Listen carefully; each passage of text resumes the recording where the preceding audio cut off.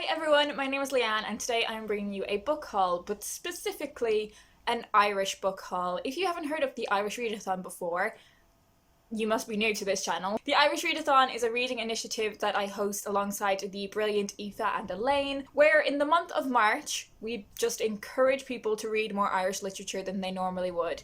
So if you even read one Irish book in the month of March, you are participating in the Irish Readathon. If you want to push yourself a little bit more, we do have some challenges to prompt your reading, and I will leave my announcement video linked down below in the description if you want to check it out.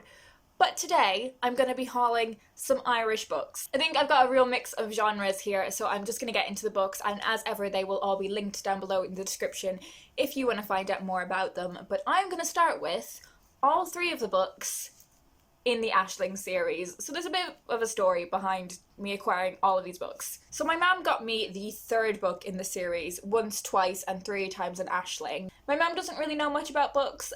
She basically just picked a book that was in the bestseller chart in Eason's, which is like the main kind of bookstore in Ireland. But this is the third book in the series. I had previously read the first book in the series, so I was like, that's okay, I will buy the second book secondhand, The Importance of Being Aisling. So I was like, great, that's cool. I'll read the second book of the series, then I can get to the one that my mum bought me. And then in a book swap, I found the first book in the series. Oh my god, what a complete Aisling. And I was like, well, it's meant to be. I'm meant to have all three of these books on my shelves, and I'm really glad that I've got the trade paperbacks of all of them. So it's not like I have like one tiny B format book and then like trade paperbacks as well. Like, it's all good. These books originated from a Facebook group that was kind of like typical Aisling things. So like typical quintessential Irish girl kind of problems. They're kind of like woman on the verge of her 30s kind of books, like dealing with romantic relationships and breakups and career problems, strained family relationships, but with a particularly Irish twist. I'm really looking forward to reading the rest of the series because I don't think they're the most amazing books ever, but I think they're like just really good, easy reading. Next, I have the new Marion Keyes novel, Grown Ups. This was very kindly sent to me by Chrissy over at Michael Joseph, and she's just so great at her job. If you're someone that reviews books, you'll know about the kind of back and forth emailing you have with publishers, and I just totally get the vibe from her that she's so fucking good at her job. I read my very first Marion Keyes book last year for the Irish Readathon, and I just fell in love with her writing. So when I found out Marion Keyes had a new novel coming out, I didn't even need to know what it was about for me to want to get my hands on it. But I have since found out what it is about, and it is about the Casey family and the kind of complicated, slightly strained relationship that everyone in this family has. You know, on the surface they get along, but beneath that there are some tension. But one of the members of this family suffers from concussion, and then she can't keep anything to herself. She has to articulate all of her thoughts, and that leads to careless remarks being made and secrets unravel. So excited to read this one. I think Marion Keyes is not only a phenomenal writer but a phenomenal person, and I cannot wait to devour her work. Next, I have two books by the same author. I have Holding and A Keeper, both by Graham Norton. And if you are looking for an author to read for the prompt of reading an LGBTQ+ author for the Irish Readathon, Graham Norton's the guy. And yes, it is the same Graham Norton that has the chat show and hosts Eurovision. I think these are both like small town crime books. Holding is about what happens when a body is found in a local farm and how that leads to loads of other secrets being uncovered. A Keeper is about a woman who returns to her hometown after her mother's death and is thinking about how there's really nothing for her in this place anymore, until she finds some letters that are about a woman who was around 40 years earlier, and again, I think there's like some secrets that are unraveled because of that.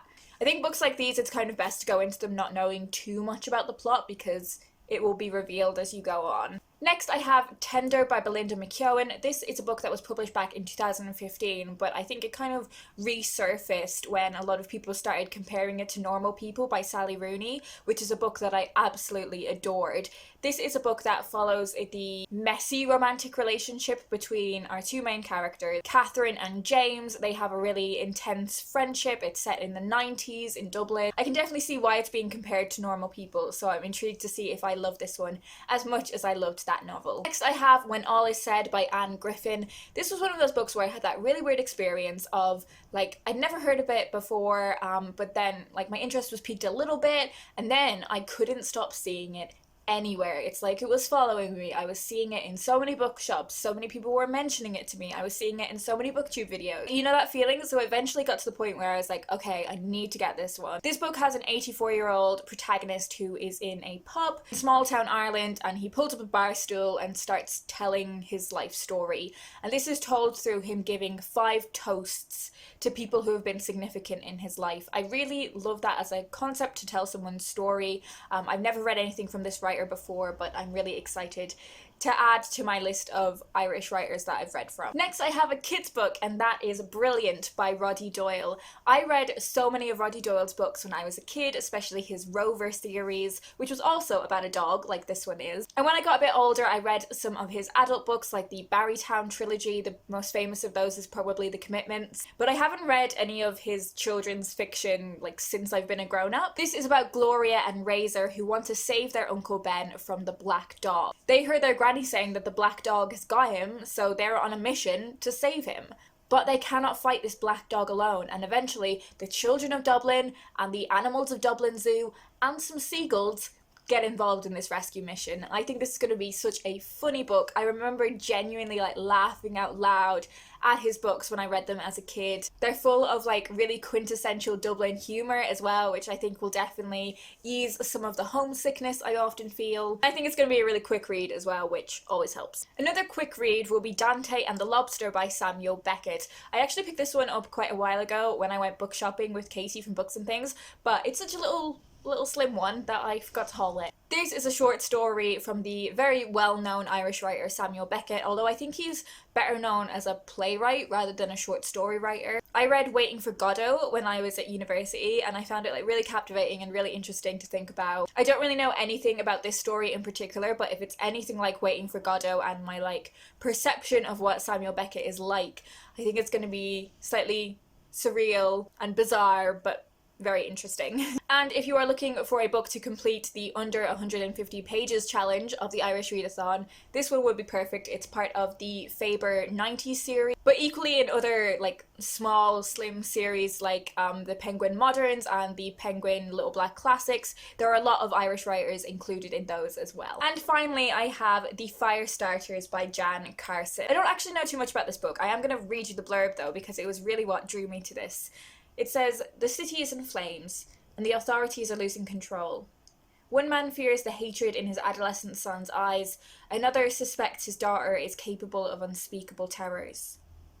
Who will these two fathers choose to protect?" Dark, propulsive, and thrillingly original, this tale of fierce familial love and sacrifice fizzes with magic and wonder. That just drew me in so much. And this book has also been described as gritty, and that's something that I really love in Irish writing, because I think there's kind of this global perception of Ireland as being like really like cozy and quaint, and the Ireland I know is definitely better described as gritty. I have very high hopes for this one. I think it's something that could potentially become a favourite. So there we have it. They are all the books that I'm going to talk to you guys about today. As I said, they will be linked down below in the description if you want to find out more about them. And do leave me a comment down below letting me know if you've read any of these books and what you thought of them. And if you haven't read any of these books, let me know if you are participating in the Irish Readathon, if you've done a TBR video. I'd love to see it. Do you have a favourite Irish author? Let's have a chat down below in the comments. I hope you guys are doing well, and I will talk to you in my next video.